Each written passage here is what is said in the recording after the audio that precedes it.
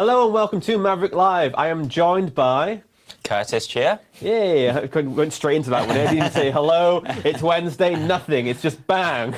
I'm joined by Kurtis. That's how we like to do it here. We like to get straight to the point. How are you feeling, Kurtis? You good? Yeah, feeling good, feeling good. Looking forward to everything opening up, which sounds like should be, well, partly end of this month. Moving into April, getting kind of bored of the old walks down the park and stuff like that. Same old, waiting for beer gardens to open up. Precisely. I think you can meet one person so far, can't you? And then we're going to go on and then there's more people. There's a second household we can go to. Is it up to like 6 people in April? Yeah, I think so. And obviously we've got our Maverrik, like a 5-a-side football team. So I think sports, how's that going? A few sports things open. Open up for that? Yeah, so I think a few of us have to get back and get running so we can get fit again. What position do you play?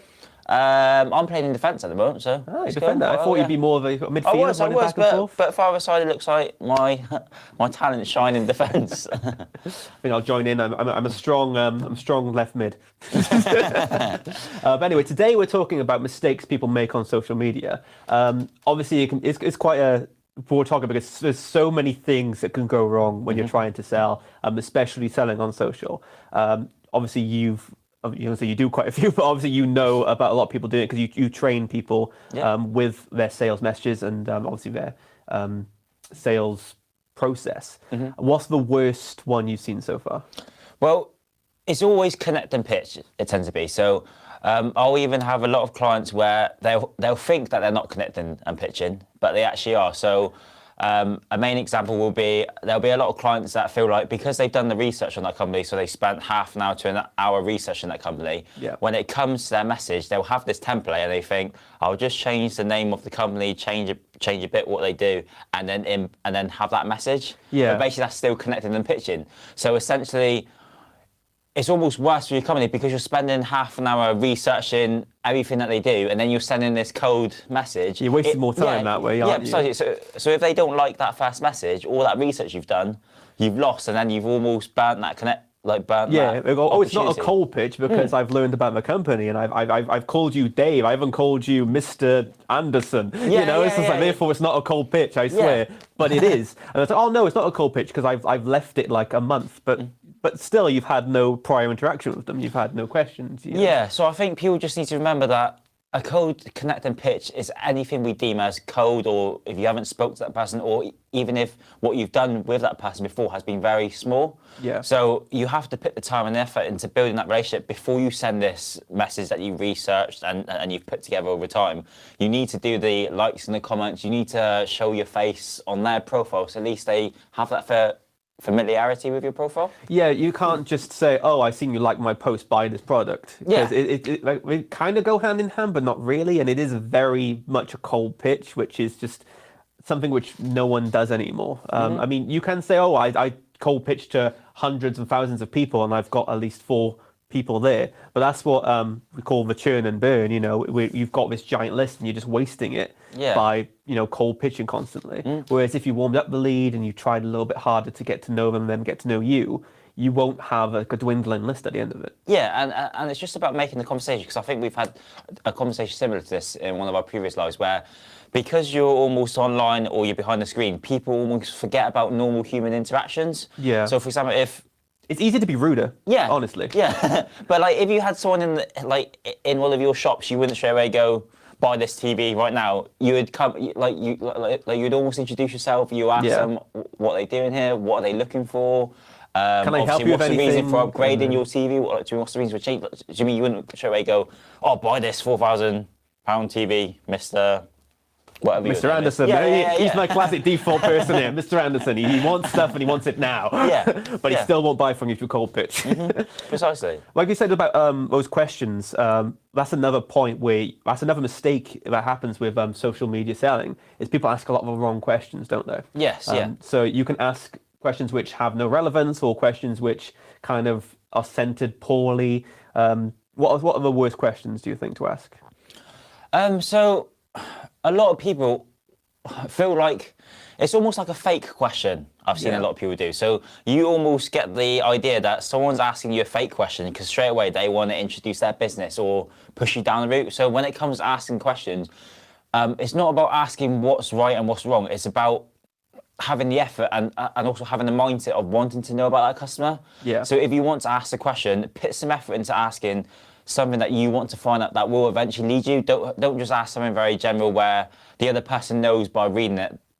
You're trying to sell, So say, oh, how do you feel about this TV? It's just like, well, what do you, I mean, I wasn't talking about it. There was no conversation about it. And you can tell they're trying to lead you on. Yeah. And that feels even worse, doesn't it? Like, it's worse being sold to. No one likes being sold to. As much as you want to say it, like, it's nice to be wanted. That's nice. But no one likes being sold to. Yeah. So those questions where you can tell they're leading you down this path, you just disconnect, don't you? You feel like, oh, obviously you're asking me this question because you want to go and, brag about this new thing that you've got. Great. I don't care because it's not a question I care about. Whereas if you ask me more of a personal question about a problem I'm facing, which obviously your product could, be the solution for, you could be the answer to it, but you need the right question for it. Yeah, because I think people always say as well, the best idea is your own idea. So what you want to do is, when it comes to selling, you almost want to sell them that they've come up with that their idea. Own idea. Yeah, precisely. So every question you want to ask has to be open. So it almost creates that, like, do you mean it almost creates that brainstorm in their head where they're thinking, oh, actually, this could be the solution. Yeah. And then that's their choice. The conversation should be all about them. It shouldn't be about you, because a huge mistake as well is being very me-centered. Yes. So obviously we always see, especially with COVID, everyone's moving to, do you mean like online? Like everyone's moving to basically sell Digital online. Platforms online. Yeah, so basically, because they've had the upset with COVID and obviously everyone's like lost on sales, do you mean transactions have dropped, everyone's looking for that quick transactional sale. So all they're doing is thinking the best way to sell is to just talk about my products, talk about my benefits, talk about the bells and whistles like Dean always likes to talk about. But at the end of the day, if you're just talking about yourself, talking about your company, and everyone's doing the same, you're just going to get lost in that, almost that white noise. So basically you have to be very pain point focused. I'm going to give a very out there example right now. And it's about the original Willy Wonka movie. So at the start, there's one of the children and her father is the owner of the car dealership. Yes. So to make it seem like he's a weird upstart salesman and people go, oh, this guy, he immediately starts talking about his business. Like, not about what's happening, not about the golden ticket. He just pitches about his company. And that's what people do. Like, at any given moment, just start going into it and going, oh, this is my well-brand automobiles, get it right now. Yeah. And that is the me-centricness, and that's what makes the character be shown as the horrible, dodgy car salesman. Yeah. So I think people see it very obviously as well. So like with that film, because you're not in that conversation, you can easily see what's happening. So you've got to realise that people, when you're doing the same to people are going to realise that you're very me-centric, so they're not going to be want to be part of that conversation. So we always think, because the other person's on the other side of that conversation, they can't see what's happening very clearly. But I think people these days, because there's so much stuff going on online, do you mean there's fake profiles, there's a lot of fraud going on. I think people are more switched on when it comes to online sales. They're getting smarter now. I think my friend had a text that was from the Royal Mail, and it was even delivered, so it arrived as the Royal Mail, you've missed a package, and it was a dodgy link. Yeah.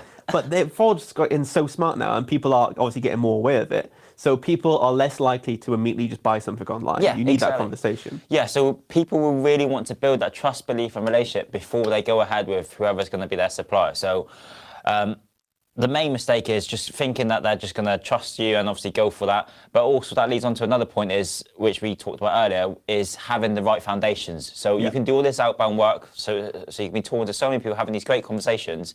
If you haven't sorted your profile or sorted out the foundations, when they go to check you out, they might go, oh, actually, this Luke person who's great at speaking to me doesn't have a profile picture. Is he real? He doesn't exist. Who is this man? Yeah, just come out of nowhere, like an elusive man, just out of a corner of a dark alley going, hey, you want to buy a LinkedIn course? Yeah. Who's doing that? Precisely. So what you want to do is you want to have your Luke 2, you want to have your professional headshot so you look all friendly, just so it gives someone to almost relate to. You want to have your company page link so it gives you that credibility. You want to have the About Me section done. Yeah. You want to have all these sections done just so LinkedIn gives you their all-star status, which also improves your visibility anyway.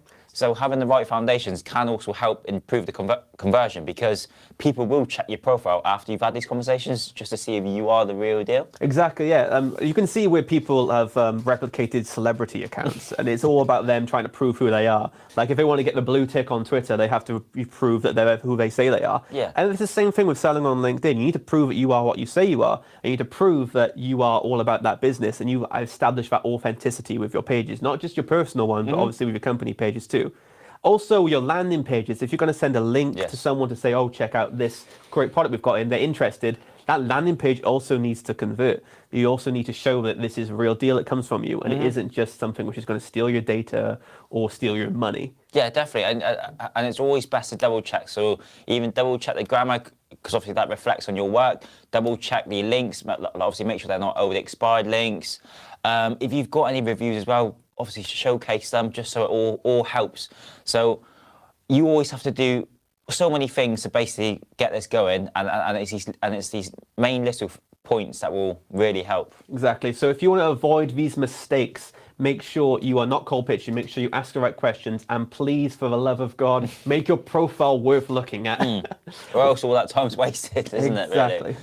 Well, thank you so much for coming down. No worries, thanks and for taking having me. Time off your busy Wednesday schedule. You've got a lot of calls going on in the future, I guess. Yes, yeah. Well, I think because of the growth of, obviously, digital sales, everyone's literally transferring over. So we're getting so much corporate work, which we're over the moon about. So, by all means, if you guys need any help, or even if you just need some extra tips, by all means, connect with me and Luke, and obviously we'll be more than happy to just answer any questions similar to what we've done today. Brilliant. Well, thank you, Kurtis, and thank you all for watching Maverrik Live. Don't forget to subscribe to us on our YouTube channel and follow us on LinkedIn, Facebook, and even Twitter. We're on that too. So this has been Maverrik Live. Enjoy your Wednesday afternoon, and we'll see you on Friday.